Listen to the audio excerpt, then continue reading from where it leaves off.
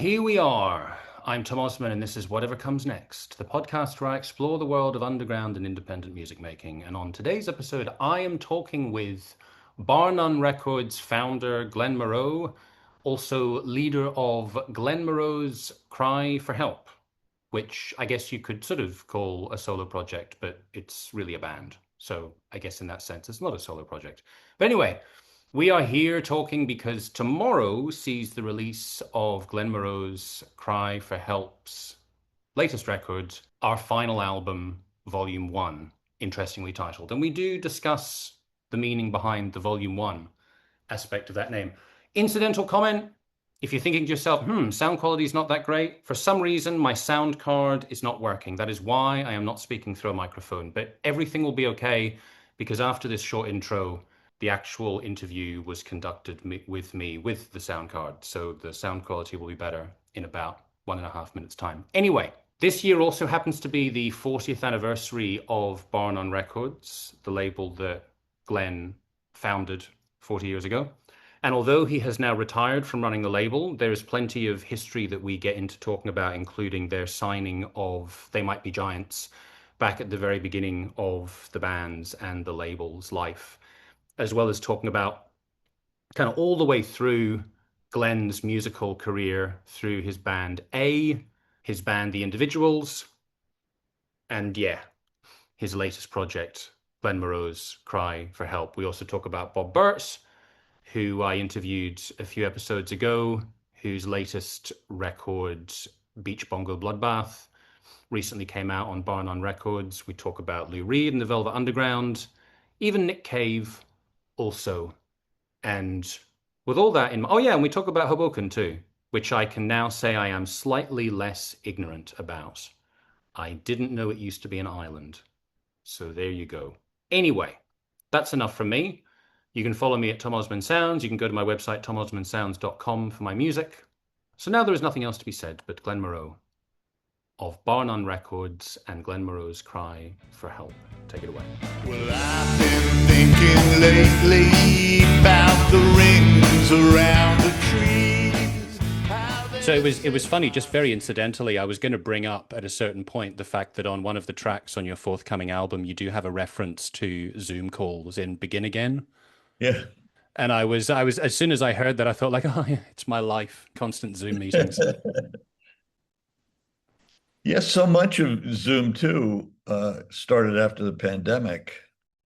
And it's sort of one of the weird residues of the pandemic that things that people did, some things just worked better in a sense, or were possible, and have continued on.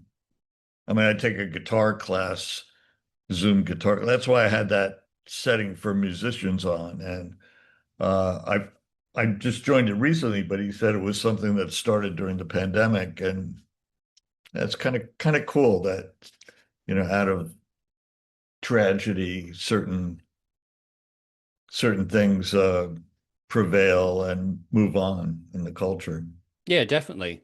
I mean, if it wasn't for Zoom, then I wouldn't be able to have conversations like this. I'd be either doing interviews via email, which is all right, or I'd be doing them over the phone, which I've done before, but I find it's a bit more precarious in terms of making sure things have been recorded. Right. So obviously, part of what we're here to talk about is our final album, Volume 1 by Glenn Morrow's Cry for Help. Maybe an incidental question. Why a cry for help?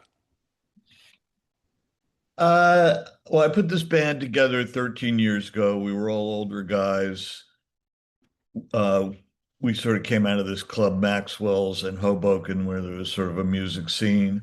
And when the club closed, I bands that I had back in the 1980s and even 1970s, I got to play with them for the final show. And I hadn't really been in a band in a long time, but the bug just got in there. I just was like, and suddenly songs started coming to me, and I was like, wow, I gotta have a band. And so, found four guys that were like-minded enough or wanted to do something, and then, well, what are we going to call ourselves? And the bass player just sort of blurted that out and everybody laughed. And I thought, well, all right, I'll take one for the team. And it's a mouthful, but whenever you tell somebody that name, they do laugh. And uh, it's not like we're a comedy band or anything, but Yeah. I do think that humor and pathos and everything else should exist in one's music. No, I like it. I think it's a light touch. I'm intrigued by the album title. So your previous albums pretty straightforward. You've got a self-titled album, you've got two, and now we've got our last album or our final album, but it's volume one. So it does raise the Right. question of how many volumes there could be. It's yeah, yeah. Again, a little humor there. Yeah, You want it's to keep it a little open-ended. It could be, like I say, I just turned 70. Maybe it's time to shut it all down, but I also just wrote 6 new songs, so you yeah. know, what can you do? It's a very enjoyable record. There's something about it that feels very lived in, if that makes sense. I was thinking listening to the record, it's got a kind of a looseness without feeling sloppy that I think is really appealing. It sounds like you're really comfortable playing with each other. I mean, I guess it makes sense because you've been playing together for, you said like 13 years. Yeah, yeah, I think that's what it is now. I think, yeah, we practice usually once a week and just kind of refining songs, whatnot. There is a looseness. I think, I mean, I'm a huge fan of the Replacements and the sort of, that kind of sound uh, where things are, a little bit chaotic, but well built at the same time. I think if you build a good, little machine, it will withstand all sorts of things. And yeah, so I don't know if that's that sort of answers it, but No, the replacements is definitely an interesting reference point. I was actually thinking, and I'm partly thinking this because of the sort of New York proximity. I got little flavors of maybe kind of like television, sort of Richard Hell sort of filtering in there, Mhm. which I guess is kind of maybe that's going to happen over the years, if whether particularly intentional or not. uh, to yeah, two heroes, and I can yelp like Richard a little bit at times. I just got to do a show. There's a YouTube clip you can find of it. Uh, last week, the Feelies played their 50th anniversary concert, and then they invited me to get up and sing, and I got to sing Pablo Picasso with them. And I remember thinking, wow, I just yelped like Richard Hell there on one of the lines. And fittingly enough, if I've got it right, that Bob Burt's covered that on his forthcoming Yes, he album, which did. is Yeah, coming out on Bar None. yeah, yeah. And he was actually at the show, and there was talk of luring him up to do that as well. And so then, I mean, the various different things that I wanted to get into with you, partly your musical history and then partly Bar None Records, now that I've brought it up. So it's the 40th anniversary of the label this year. How Right. did, I mean, your own musical story goes back further than Bar None, but how did Bar None come about as a label? Again, back to Maxwell's. There was a bartender there, Tom Prendergast, and I was putting my band, The Individuals, together. We rehearsed in the back room of Maxwell's, which eventually became the place where people played. I guess we actually rehearsed there even, on off nights as well. And Tom liked the band, and we became friends. We ended up moving to the same apartment building in Hoboken, and he started Pier Platters, a record store in Hoboken, with Bill Ryan and Steve Fallon. And from there, wanted to have a record label, and I had just started a new band called Rage to Live. And he was like, I want to put that out. And there were some other bigger labels that were interested. So I kind of was like, wait, let me just see about these other things. And then if they don't come through, let's do it. And the other thing's just sort of, sort of on hold. So I finally said, okay, I'm in. And at that point, I had toured the country and done all sorts of things with the individuals. And it suddenly kind of dawned on me that, well, maybe, I really don't want to go on the road that much. And I found this band, uh, through, they might be giants through a friend of mine from high school suggested to Tom, look, why don't I become your partner? I don't really want to go on the road. And he was kind of annoyed because he just paid for a video. And I said, why don't I become your partner and we'll work with this band? And that was our second signing. They might be Yeah. giants. We just, we had, I mean, it took a while for it to become a hit, but, uh, you don't really have that kind of luck all that often that you start with something that just kicks you into I wouldn't say the stratosphere, but at least into the game. And we were off and running.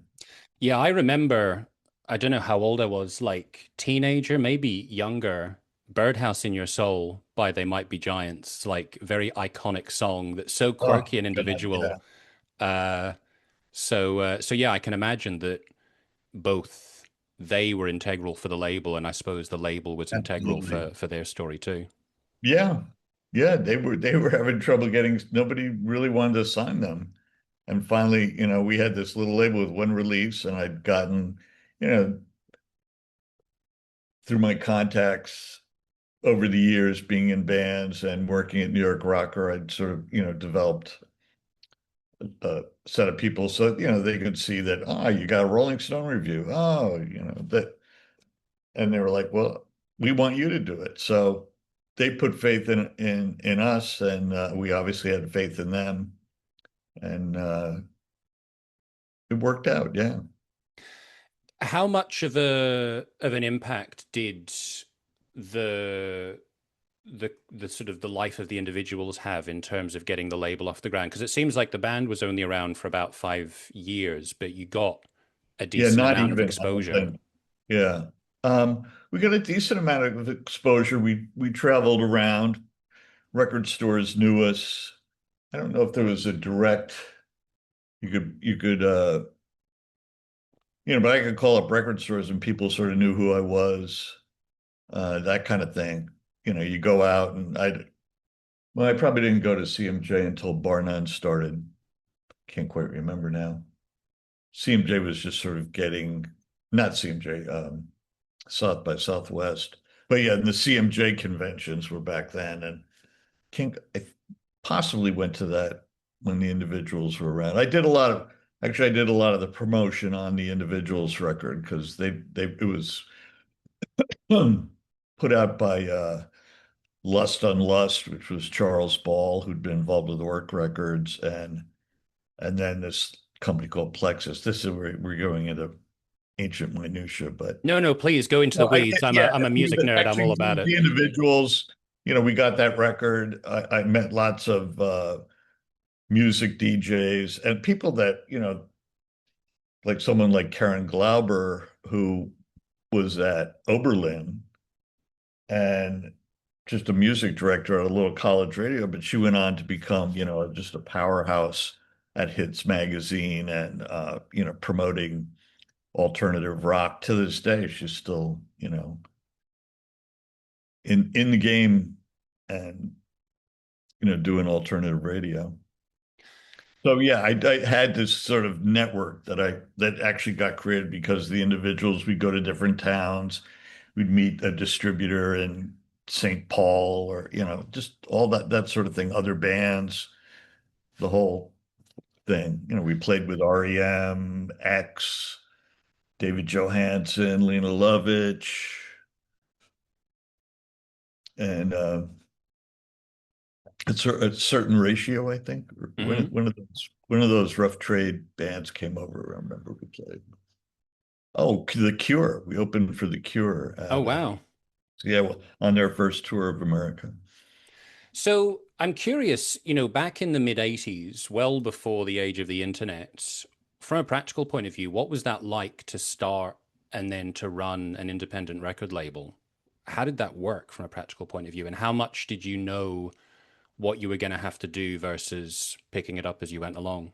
As I've often said, naivete gets you very far. You know, you try things, and we tried things, but they might be giants that maybe years later we'd be like, oh, I don't know if we could spend that much money doing that. You know, you get burned a certain amount of times, and you're more hesitant. We were just like, yeah, yeah, sure, I'd try that. Hey, so there was a certain amount of naivete, but like I said, with the individuals, I'd built up this network of so I had a rough idea. I probably was making it up as I went along more then, like, okay, let's see, a publicist, well, we'll send these records out to all the stations on CMJ with little bounce back cards and to get feedback and just yeah, kind of making it up, but I've been making it up for a couple of years, I guess, by the time Bar None started. But I was still, yeah, making it up. And so was radio play quite a significant factor, like sending off promo copies to get them played on different stations? Back then, you could actually, I mean, things that you would never happen today, like getting Otis Ball and the Chains in People magazine, or just getting on alternative radio and not just specialty play, like, on commercial, getting the records on commercial radio, like getting a foothold, just almost impossible, I think, today for independent labels to do that. Yeah. You've had some fascinating bands on the label over the years. Maybe this is very incidental, but just meaningful to me. Tindersticks, a band that I Oh, yeah. loved in the '90s in the UK. I only realized very recently, like, oh, that was Bar None in the US And for their early we did albums. their first record. I think we picked it up from Rough Trade. And then we did Nanette et Bonnie, one of their It was like a soundtrack. movie soundtrack. Yeah. Yeah, Claire Denis film. Yeah, they're still going. Just a great singer, Stewart. Uh, just had that really rich, sonorous, but with a touch of honey in his voice, and um, turned me on to Tim Harden, and they were big fans of Tim Harden, and Oh, I don't know Tim Harden. oh, you should, yeah, he was a folkie, but made kind of slightly jazzy folk records in the '60s, and there's a little bit you can hear some of the inspiration there uh, in the Tindersticks, I think. And what about 10,000 Maniacs? Because obviously Natalie Merchant went on to become a huge star. What was their what was the place of Bar They None were a in terms band of their that when trajectory? the individuals were around, we played shows with them, and I think we had like a radio hit in uh, at WLIR in DC. So just as we were like breaking up, I think 10,000 Maniacs opened for us just as we were, you know, kind of throwing in the towel. But yeah, we did a couple of shows with them, and we'd go see them at various venues. And so we knew them, before they ever had records, or they just had one independent release. So they were old friends, and we uh, sort of reconnected down the road Okay. when they were looking for, sort of their major label days had Yeah. been played out. And I quite recently interviewed Anne Richmond Boston, who used to be in the swimming pool Another old cues. friend. You I got a just bit of a was, history with them. yeah, my Jeff Calder and I are good friends. Jeff Calder was the main guy in the swimming pool cues, and yeah, great, just one of my favorite humans. And yeah, Anne actually sang a little bit on the one of the Rage to Live records. And Oh, right. Okay. when we played a lot of shows, the individuals played a lot of shows with the swimming pool cues in Atlanta and stayed at their houses. And Jeff would come up when he was on A&M, when the swimming pool cues were on A&M, he'd come and crash on my floor. uh, and do his business. Meeting with the label and trying to work the angles, so to speak. It's funny you're pulling up really funny old stuff. Well, going even further back then, going back into your musical career. So I'm curious, if we go even before the individuals, did you have a band that was called A. Yeah. Actually, A. letter A. Okay. So we thought we'd always have a card in the record store bin. I We'd thought that have our might have been the we gotta logic. Yeah, bring it in the has you right card. at the Yeah. beginning. That and a little bit of Andy Warhol, his autobiography. I think those were the Ah, two okay. influences of that. And that was a band that also did, lasted maybe a year and a half, and with yeah, I just was hanging out with those guys at backstage at the Feelies, two of the members of A, Richard Barone and Rob Norris, and they went on to form the Bongos, who um, were one of the more popular bands to come out of the Hoboken scene. And yeah. Having brought up Hoboken multiple times now, something that often comes up in interviews I do, particularly when I'm talking to American or North American musicians. My geography is bad. My US geography is particularly terrible. Hoboken seems to be quite integral to your story. Tell me about Hoboken. Hoboken is a 1 square mile town/city. It's more of a city at this point, I think, as they add more and more skyscrapers to it. But it sits on the Hudson River across from Manhattan, between like 14th Street and 34th Street, something like that.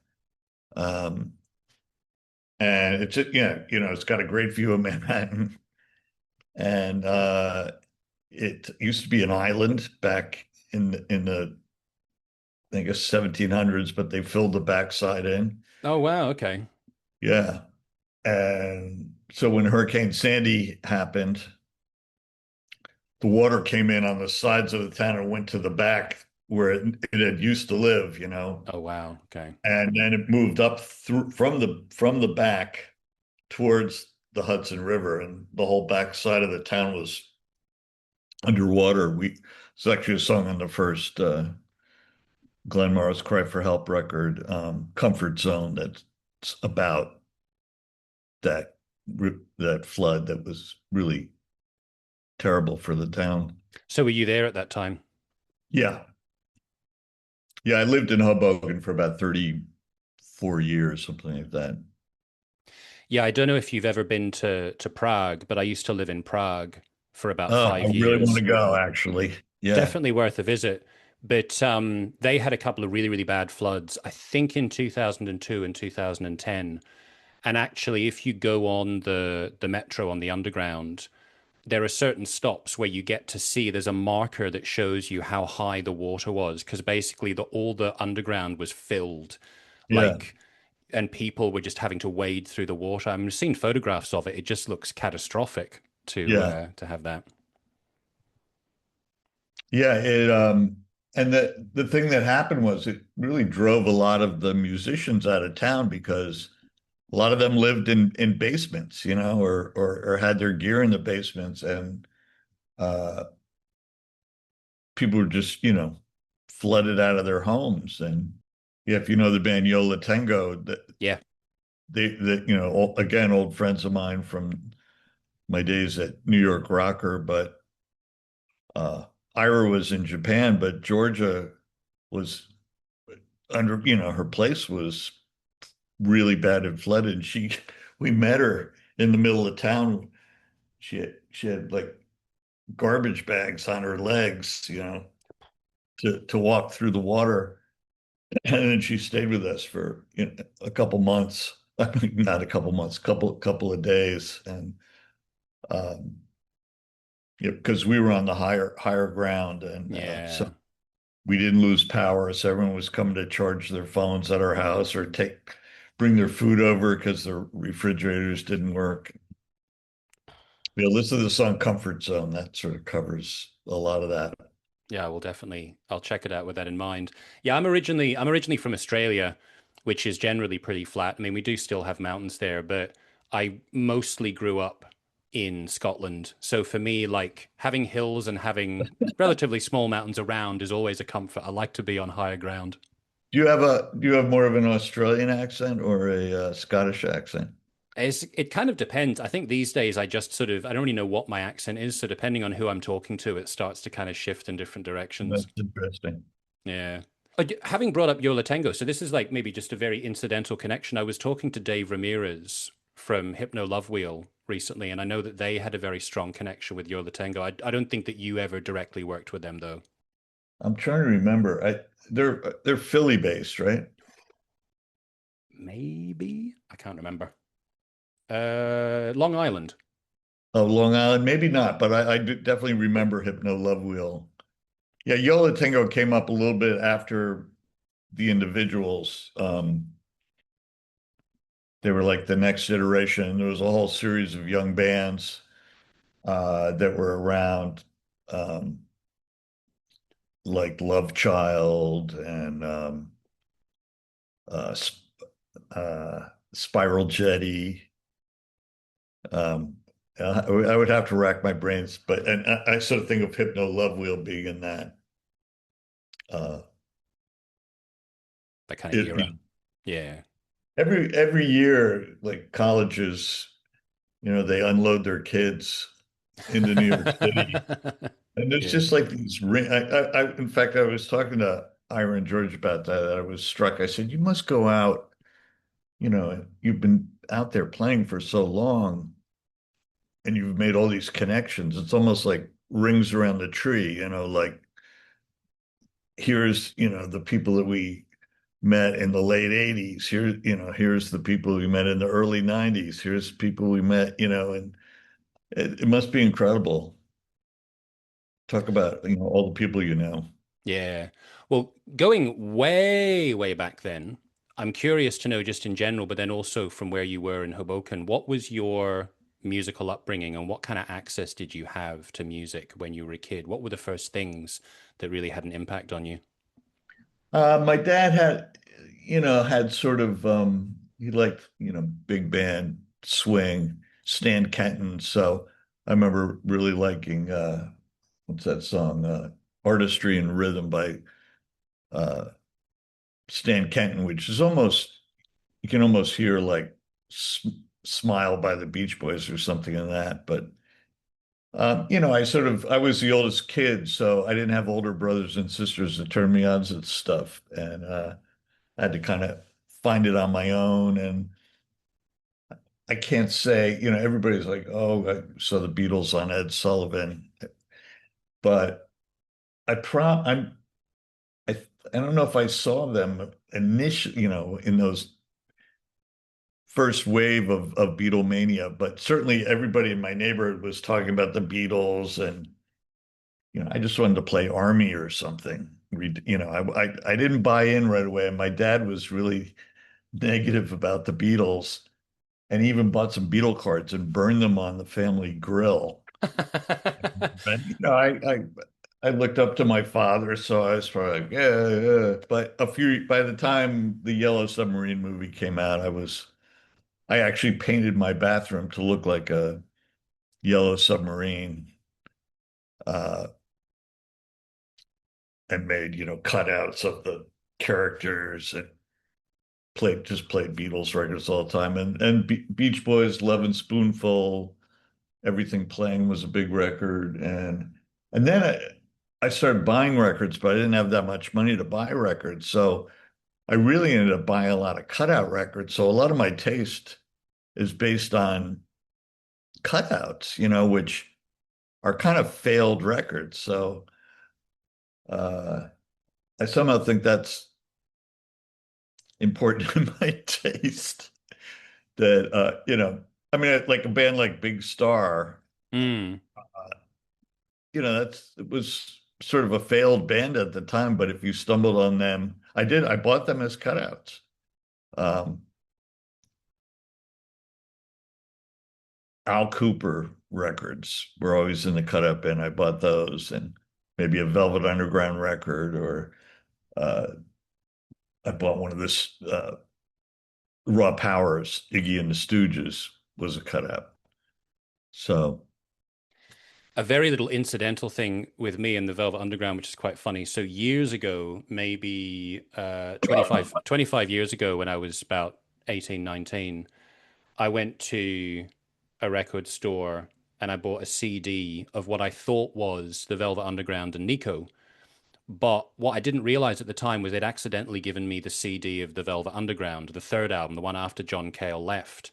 And I yeah. remember for ages I'd listen to this album and I'd think, these don't seem to be the songs that are listed. And I had the Nick Cave and the Bad Seeds cover album where they did the cover of All Tomorrow's Parties. And I was listening to that and I was like, that doesn't sound anything like the Velvet Underground song I've got. Eventually, I realized my mistake. And the funny thing is, I went back to the record store several years later and I said to them, I think you've given me the wrong CD. And the guy looked at me skeptically. He went away at the back and he's like, oh, yeah, you're right. I did. So then finally, all these years later, I actually got the Velvet Underground and Nico, like, oh, yeah, that's quite different. It's an oddly similar story. I mean, that third Velvet Underground album, I feel like actually the whole Hoboken music scene is somehow uh, inspired by that record a lot. The Feelies' first album had a lot of Velvet Underground influence, but it wasn't a loud, feedback, noisy kind of record like, say, White Light, White Heat, or even the first record, with all its drones and noisier elements. I mean, it was, as I think Shannon McCardle from the Mendoza line said to me one day, she goes, "Yeah, I heard that third Velvet Underground album. I thought it was like an REM record or something." It is very different. I mean, it's still a great record. Yeah. Oh, it's a great record. I mean, song wise, I think it's just well, all their records are great. So, but yeah, I obviously I got into Lou Reed through, Transformer and records like that, and then I got like the first Velvet Underground album, and it was, it's kind of weird and wobbly, and it's uh from its production to some of the playing, it's just, it's almost like they were learning how to play, and they put a lot of reverb on everything, and then, White Lightweight Heat is, just such a sort of hot, fiery mess, but again, a pretty difficult record. And then I had like like a best of record, and it had like Candy Says on it and a couple other songs, but you could not. There were no copies of the third Velvet Underground album. I mean, they were so not happening when that record came out. Nobody cared about them at all in New York, particularly.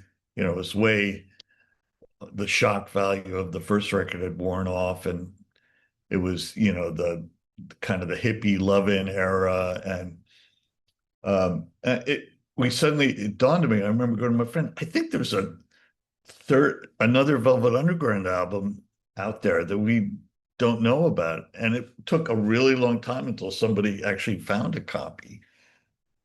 And we discovered that it existed. And I'd say that's my favorite album of the Velvet Underground.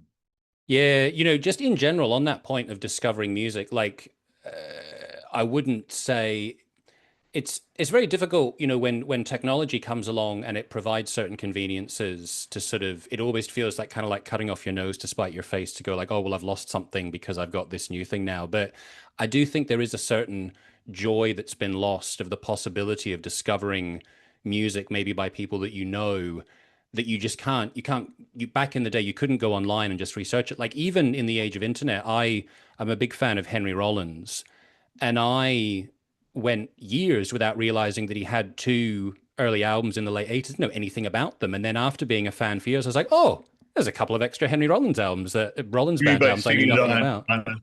by seeing it on Spotify or something? No, just randomly. I can't remember how I discovered they existed, but it wasn't even a Spotify thing. It's just, I think it's reading something. Maybe I was reading a biography and I went, hang on a minute, I didn't realize that he had this whole career. Yeah. So like that was exciting. Obviously, to be able to access music instantly is a great thing, but maybe in a way there's sort of the potential for things to be devalued because you just take it for granted that you can get instant access to Yeah, them. you can just yeah, you can figure it out pretty quickly. It's the hunt is not as great.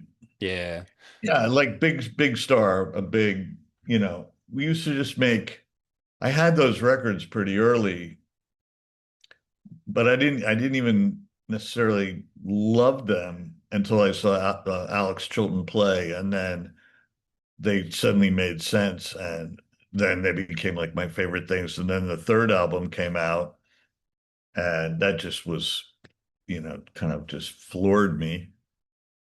And but it was like, yeah, it was like a secret that you passed around. You would make cassette tapes for people that would go, this is going to blow your mind, and that's really how it started. Like the whole cult of Big Star really just was people just passing around, trying to find out stuff. And then eventually the Replacements, wrote the song Alex Chilton, and that intrigued people more. But yeah, it was like, sort of the secret Holy Grail or something. Yeah. Did you put out some Alex Chilton music as We well at did, some yeah. point? Yeah. I put together found some recordings that hadn't been out before, and we did like a compilation of him doing kind of jazz standards called uh, Songs from Robin Hood Lane. That was where he lived as a kid, and records that he might have heard either through his father, probably from his father, um, that kind of material. And yeah, we did a record, Electricity by Candlelight, that was the power went out at the knitting factory and during his show, so he just came out with a acoustic guitar and just played all these songs that he never played before or after, and some that he had played before, but he just kind of went off and it was like a campfire sing along or something. And that's a really interesting record. And yeah, some others. Actually, we put out a bunch of his stuff. And So during the 90s and the early 2000s, before you had Cry for Help, were you still involved in making your own music at that point, or did you have quite an extended break?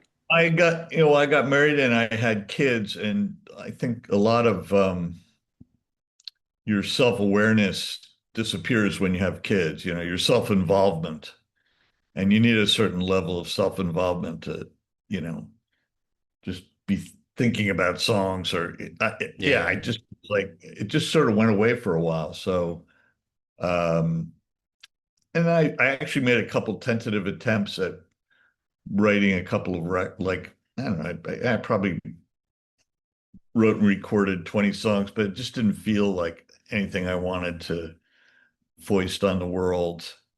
And but yeah, when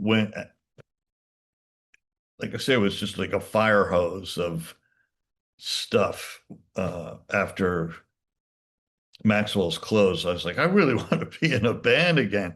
And this music just, was right there. It wasn't hard for me to access it. And maybe that was just from, I was also still playing guitar all the time and learning, covers and whatnot, but I wasn't really writing that much. And yeah, I mean, I have like 1,000 song ideas on my phone at this point, probably. Yeah. Do you feel that you've got any particular um major influences when it comes to guitar playing? Well, I'm sort of a limited guitar player, so, but yeah, I really do like, at least in terms of like, song style. I'm always, trying to, when you find a lick that you like or you learn a lick and well, how can I, repurpose this? There's a song by the Individuals called Can't Get Started, and someone had just showed me how to play, Ticket to Ride, bah, da, da, da, da, da, da. And but I could not really figure out how to play it. So I ended up playing this other thing, and that became like the lick Yeah. that opens up the song, Can't Get Started. So, that kind of thing. Um, Somebody shows you a lick and then, you're kind of off to the races. But yeah, Alex Chilton, Velvet Underground. I love the Beach Boys, not so much for the guitar, but just for like harmony, I was very influenced. I remember someone was like, "Why are you singing a sixth? That's so wild." And I'm like, "I don't know, that's what the Beach Boys do or something." Like, you just internalize those harmonies. Yeah, that set of folks. I like Todd Rundgren a lot in high school. Um, but again, more as a songwriter. He was a good guitar player, but Yeah, to your point about the Beatles, I forget now because I do so many interviews. Sometimes I forget if someone said something to me directly or if it was another interview I was listening to. But someone was talking about Echo and the Bunnymen and saying that I think it was in an interview with me that they were like in a way Echo and the Bunnymen were like the Doors, but the thing was that Echo and the Bunnymen actually ended up having a lot more substance to them and they had a lot more range than the Doors. So it was kind of like by trying to emulate a certain band, they ended up doing something totally different and unique. So I think oh, there's often something to be said for having heroes that maybe you're in your head, you're like, oh, I want to emulate that, but actually what comes out of you is something quite different, and that can end up yeah. being the thing that really has the value to it. Yeah, I'm not particularly interested in sort of slavish you know, yeah, trying to say completely cop the Beatles Yeah, or for make a sure. letter perfect rendition of like a power pop kind of thing. Like Yeah. I like power pop, some of it, but a lot of it just is like, I think any genre, if it whatever it is transcends the genre is the stuff that you should listen to. It's like it's better than the better than the sum of the parts or something. Yeah, I mean, I guess from a sort of a marketing point of view, it's useful to be able to put things into boxes, but from the artistic satisfaction point of Yeah, view, things which you can't fit into boxes are the things that I think yeah, tend to resonate more. yeah. I mean, to call again, Big Star to call them a power pop band. You can call them a power pop band, but there's something, they went so far beyond that, and um, were so many other things within the context of that. Yeah. I mean, I've seen the individuals called power pop. I would have said that you were more post-punk. Yeah, I'd say we were more in that. Yeah, I'd agree with you there.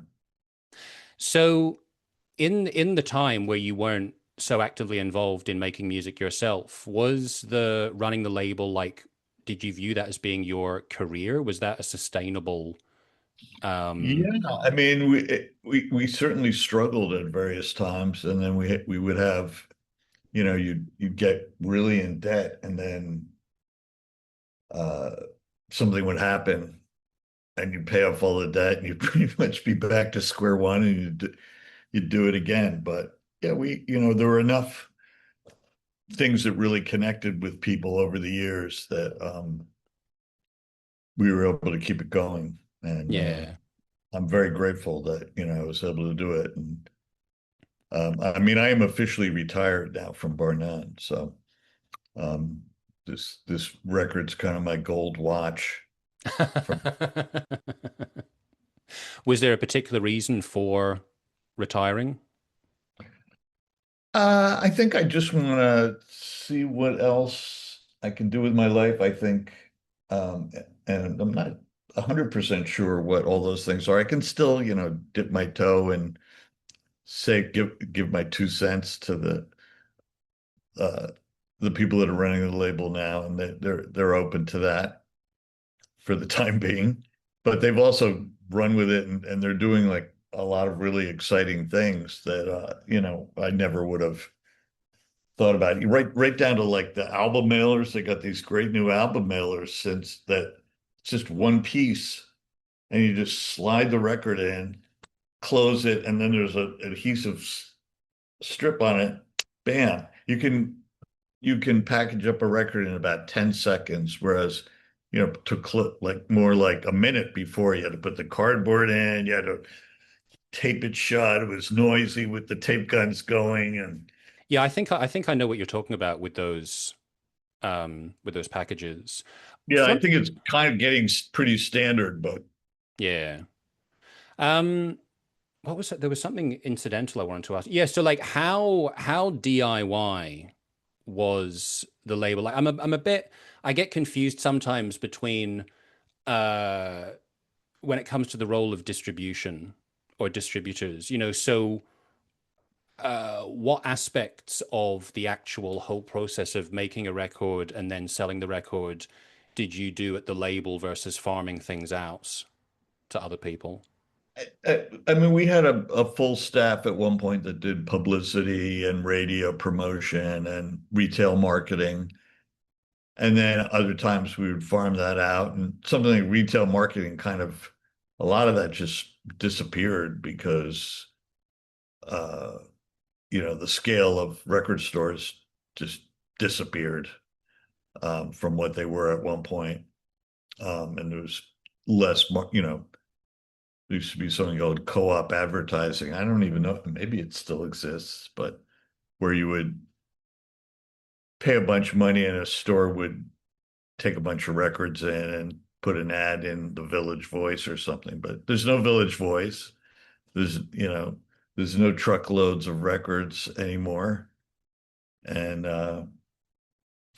yeah, that whole ecosystem kind of disappeared. A lot of it does, you hire publicists, you hire radio promotion companies, maybe some digital marketing at this point, lawyers, whatnot. So it's, yeah, you find the talent, you interface with the distributor. We use Secretly Canadian. Hmm. Ah, so who Yeah. secretly that was Songs Are Higher and Jason Yeah. Molina. Yeah. Yeah. And they have Dead Oceans, and they have lots of different labels, and Phoebe Bridgers, and lots of big records, but they're also a distributor. They distribute other labels. Ah, I hadn't realized that. Yeah. So I know that the the age of streaming services, I mean, first of all, things like Napster and then the behemoths of Spotify have had a huge impact on the music business. For an independent label like Bar None Records, how much, and on the other side, I know that vinyl sort of went out of favor for a long time in the 90s and then it's had a resurgence. So how did you find for a label like Bar None that all of those changes, like what impact did they have on the label? Well, again, like what I was just talking about, co-op advertising, that was like a whole world where you would spread records out into like all the Barnes and Nobles and the Borders books, and you'd throw these records out there, and maybe a store would take 30 and sell one, and then they would return them all. And some people use that as a business model. It's like, oh, we'll throw the records out there, we'll get the money, and we'll have that money until the returns come back. But then people, they spent the money and they Yeah. were suddenly underwater. And that happened. We never played that game too much. We were careful about that. But yeah, with Napster and everything, suddenly things dried up a little, but then something else would happen, like NPR for a while was really selling records for us. And you'd end up on Amazon and just records flying out the door. And um, a record like the Langley School Music Project just really connected with people. And uh, the mail order, there's we had a fax machine at the time, and the fax orders are coming in like just like felt like I was reeling in fish, and Space Age Bachelor Pad Music by Esquivel had a really great cover design that my wife did. And people in record stores saw that record and they're like, what is this? And they just ripped them open and put them on. And then people were like, what is this? And, we kind of created that was like the beginning of the whole lounge music revival that was very popular in the 90s. Mm, So, yeah, different things would happen and you'd roll in different ways. And, it took a while, but eventually the streaming, if you have bands that people like, they stream a lot of streams. So, a lot of people cry the blues about streaming, but it kind of means, maybe you're the kind of record that some collectors thought were cool, but they would buy that record, play it once, and then put it on the shelf. Well, you know, that's not the streaming model. true. It's like, Bob Dylan gets more money from streaming because someone bought the vinyl in the 60s. And if he's just playing that record over and over again, Bob's not getting paid anymore. But if he streams, Blonde on Blonde, then he's still getting paid. Although, hasn't he just sold his catalog? Yeah, I'm not quite sure what he gets paid on, but he probably still gets artist royalties. I think Inc maybe he sold his publishing. yeah. Yeah. Incidentally, didn't he have an iconic live album, Live at Hoboken? Or am I imagining that in the late 70s? Was that a Bob Dylan do that? No, he definitely did not. I've completely mixed it. Budokan, Budokan, live in Ah, Budokan. slightly different. That was my mistake. I wanted to, before I let you get away, I wanted to just touch on the forthcoming record. I think probably my favorite song on the album is "In Love with Love," which, incidentally, again, this is just probably random based on the things that I grew up listening to. It actually makes me think of Nick Cave and the Bad Seeds a little bit. Not that you particularly sound like Nick Cave as a singer, but Yeah, it's got like, in their more heartfelt balladry moments. So yeah. and also as well, is it my imagination or is there a mellotron in that song? Uh, well, Andy Burton, who added keyboards, he does have a Mellotron, and I'm not sure if he used a Mellotron on it. Sometimes he's got all this incredible equipment in his studio, but he also has like computer stuff that sounds as good. But sometimes he'll be like, I got to put a real piano on here. I played Yeah. computer. So I have seen his Mellotron in the studio, and whether he used that or not, I'm not sure. But he put a lot of different stuff on the record. Andy Burton on this record just did such a great job, and just I kept wanting him to give me the record, and he wouldn't let go of it. He just kept adding stuff, and finally I was like, "Why don't you like that song In Love with Love?" I said, "Why don't you write an intro for it?" Yeah. And thinking of like you know Berlin by Lou Reed or what's that Springsteen song off his second record? New York City Serenade. You just have these piano parts that kind of lead into the song. But I think you're right about the Nick Cave thing. There's also another song on Comeback on the second record that I kind of feel like, all right, I'm going into a melodramatic Nick Cave mode here.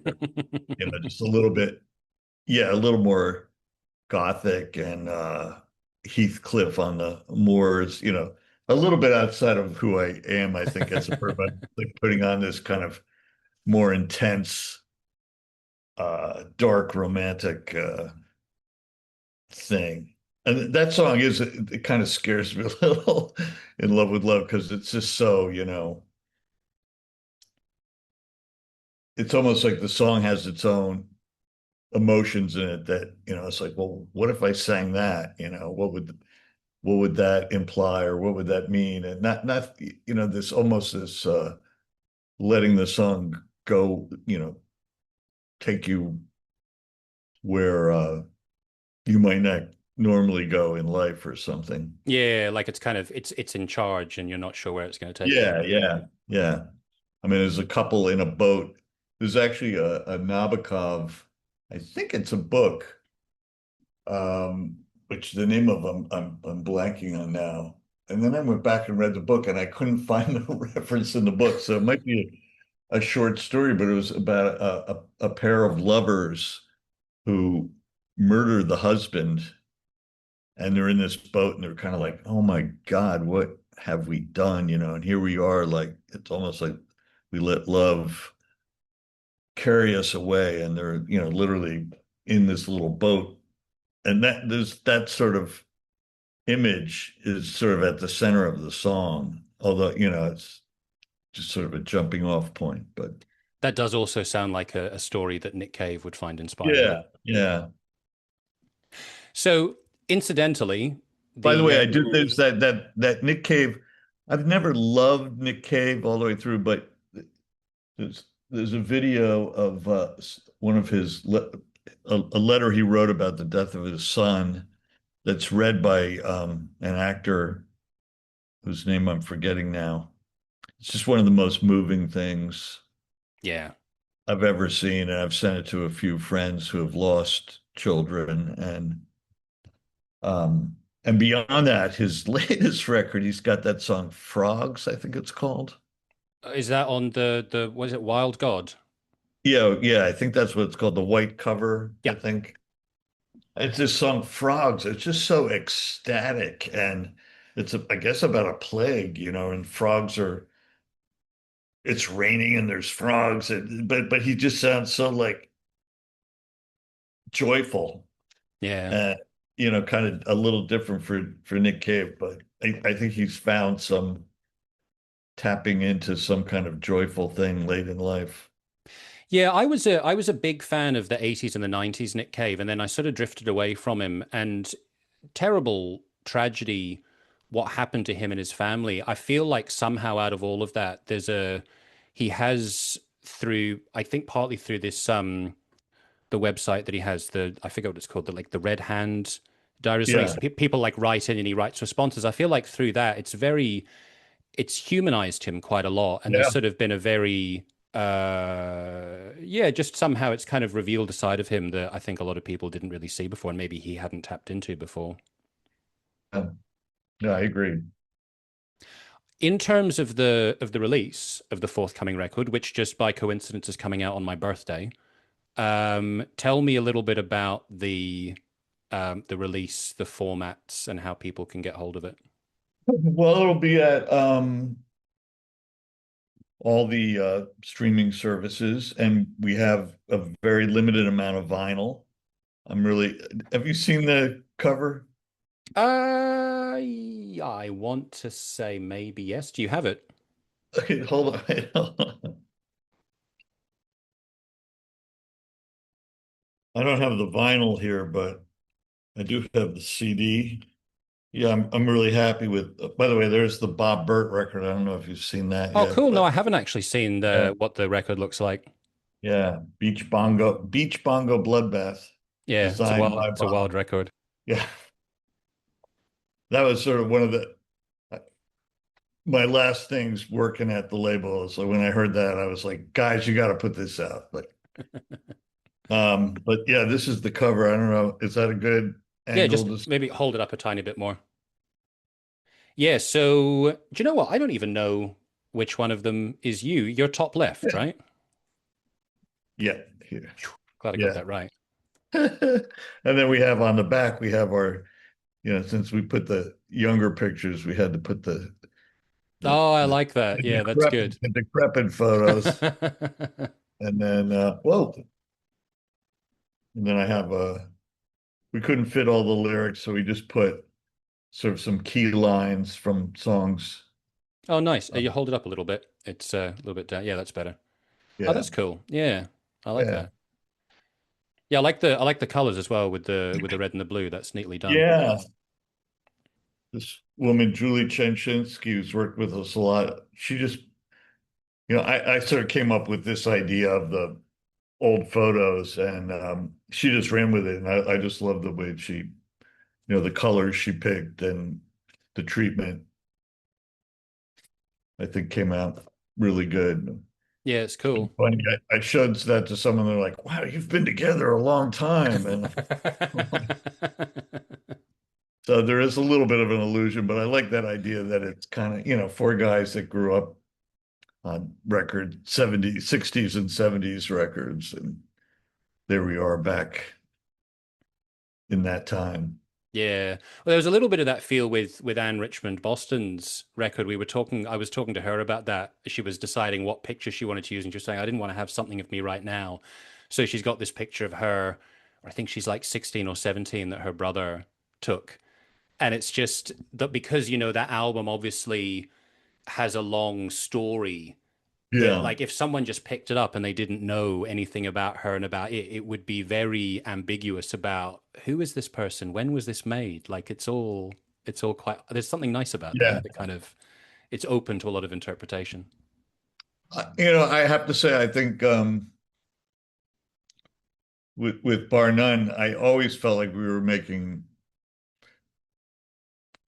classic records, like one of a kind records. Every song had to be good. Uh, and they didn't necessarily have to be completely of the moment. They should have, maybe somehow address the moment, but they sort of stood outside of time, I think.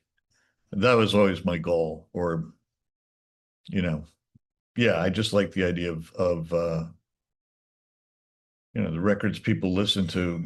Many times they just listen to the records that they listened to when they were teenagers, and but just timeless records, whether it's John Coltrane or uh, Pet Sounds or whatever, things that just they go on and on and on. Yeah. Well, I mean, it's an excellent vision to have. So in terms of the live aspect of the band, do you have some shows coming up supporting the release of the album? We do. Um, do I know them off the top of my head? I can put links into We the have description. That's we also have fine. one this Friday at City Winery. We're playing with Dear France, a band that actually goes back farther than we do, because Dear France worked at with John Cale, and uh, she's on Tom Verlaine. She's the one singing Red Leaves, the female voice on the song Red Leaves on his first solo record. Oh, wow. Yeah. And actually, John Cale wrote, I just saw that there's a album called Sabotage that he recorded at CBGB's, which I remember being in the audience for that. I don't know how many nights it took to get the recordings, but he actually wrote a song for her that's kind of, a beautiful kind of like, you know, Velvet Underground ballad type song that she sings on that record, the lead vocal. I thought I just heard that for the first time the other day. So that's going to be interesting. She's got Jonathan Paley from the Paley Brothers on drums, and some of the guys from Bongwater. So yeah, it'll be Well, interesting. like Kramer. Yeah, Oh, wow. yeah. Yeah, it's funny. So Bongwater that's have been happening popping up this more and week. And more. then we have a show in Hoboken at Little City Books towards the end of the month, and a show at the Pet Shop in Jersey City, and then we get to play two full sets in a park in Hoboken at in the middle of August. So All right, good. You may have retired from the label, but you're not hanging up your guitar yet, at least. no, absolutely not, absolutely not. Cool. Well, Glenn, thanks so much for your time. It was great to talk with you. Thank you. I appreciate you reaching out and cross time, and you're obviously a younger fellow who appreciates lots of different kinds of music, but it's great you're doing this. Oh, thank you. It was my pleasure. Yeah. Until next time. All right. All the best.